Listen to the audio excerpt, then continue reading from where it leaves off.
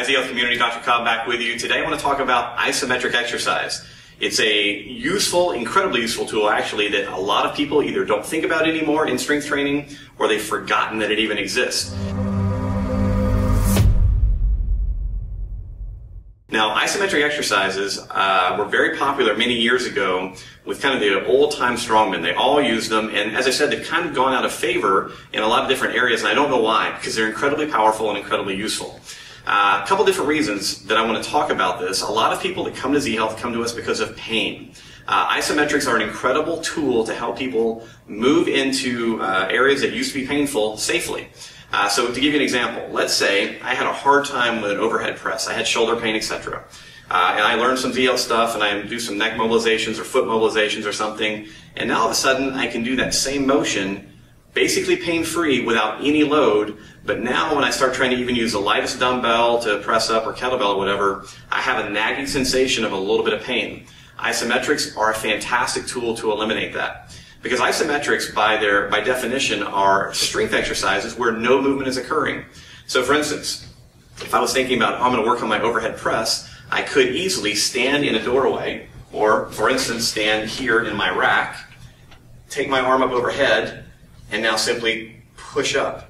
Now right now I'm exercising hard, I'm actually pushing very, very hard, but because there's no motion going on, it allows my brain to coordinate the activity a little bit more safely, and there's some other research that we've looked at that shows that it doesn't cause as much brain activation as something like this. Now, why that's useful is that if your brain doesn't have to think quite so hard about the exercise, it's probably a little bit safer. There's less stuff to organize.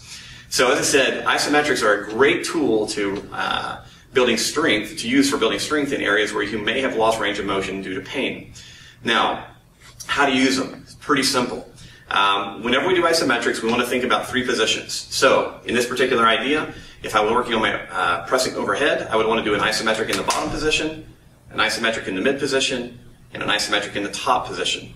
Now, how do I do that? Well, I could use a luggage strap, I could use a rope, I could use basically anything that I could think of that would allow me to get into this position and press up hard without having any motion occur. So again, any exercise that you want to work on to build safety and strength, think about three positions: the bottom, the middle, and the top. Now, how long do you hold an isometric? Been a lot of research around this as well. If you're really pressing super hard, you're probably only going to be able to press really hard for maybe 6 seconds. And that's traditionally what we were taught about isometric exercises. Personally, based on a lot of other information that's out there, I like my athletes to work on 30-second, 20 to 30-second isometrics in each one of these positions. So 30 seconds, 30 more, 30 more. Now you've reached 90 seconds of work, which is usually entirely sufficient to not only make you stronger, but also to start developing some changes in the muscle itself. So if you want to be working on getting a little bit bigger or creating more definition in the muscle, also useful for that. So, as I said, pretty simple ideas. Isometrics are exercises where you're not moving, but you are creating force. Because of the way they work in the body, they're kind of a low-threat introduction to creating force in areas that maybe you haven't been visiting, so they are a great rehabilitation tool. And so, as I said, the way that you're going to apply it, think bottom, middle, top, 30 seconds, 30 seconds, 30 seconds. Try it this week. Try it with your push-ups, try it with your pull-ups, try it with any exercise that you can think of, and see how it makes you feel. A lot of people are amazed because they're able to do a lot of work with isometrics and wake up the next day not sore, and understand soreness is not required to show that you've actually done something good for yourself.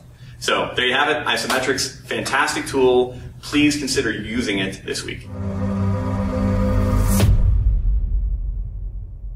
We're going to be doing is we're walking towards the camera.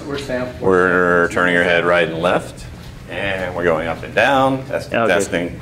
This is called a vestibulo-ocular reflex. Walk. There's the tape. There's the exactly. That's supposed to be 2 to 6 seconds. Am I pretty? You are. Oh, so pretty. Oh, sir.